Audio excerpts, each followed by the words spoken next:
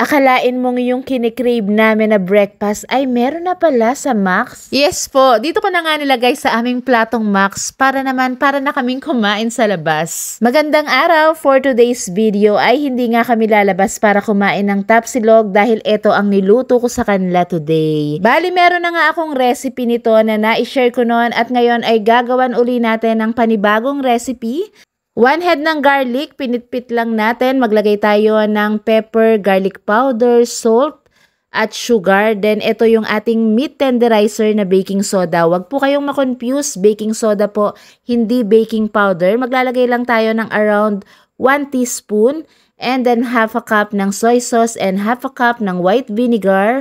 Ang gamit kong karne ay 1 kilo ng beef trimming or ito po yung mga pinagtabasan. So dito merong parte na malambot, merong matigas, kaya kakailanganin talaga natin ng baking soda para masigurado natin na lalambot po itong ating tapa. At nilagyan ko na to ng 1 bote ng Coca-Cola. Then, i-marinate natin overnight para talagang manuot yung flavor. So, mga ate at kuya, kapag gusto nyo yung matamis, pwede pa kayong mag-add ng sugar. Then, marinate natin overnight para naman manuot yung flavor. At kinabukasan, ay magluluto na tayo ng ating masarap na tapsilog. Baka nga pala hindi ka pa naka-like and follow sa ating page. Pakipusuan na rin po etong ating recipe at pakilagay sa comment section, I love tapsilog at lugar kung saan ka nanonood ngayon. Nagawa na rin ako ng fried garlic. And then, alisin na natin muna yan dito sa ating kawali. Dito sa same pan ay nilagay ko na yung mga tapa. So, dito po kasama na po yung konting marinade niyan.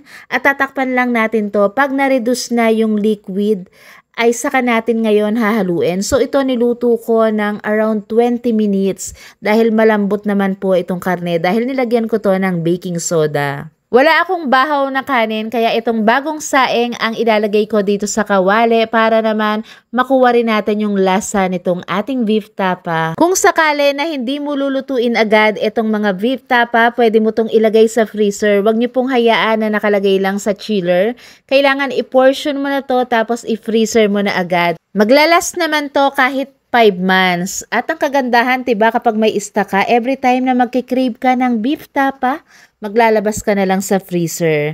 Ma-share ko na rin, isa itong beef tapa recipe sa maraming na-satisfied sa lasa. Ang dami pong nag-try nito at talagang halos lahat sila nagustuhan naman nila. Kaya sana, itry mo rin. At shout out po sa inyong lahat. Maraming salamat sa panonood. Hello kay Ma'am Joyce Lee from City of Smile, Bacolod City.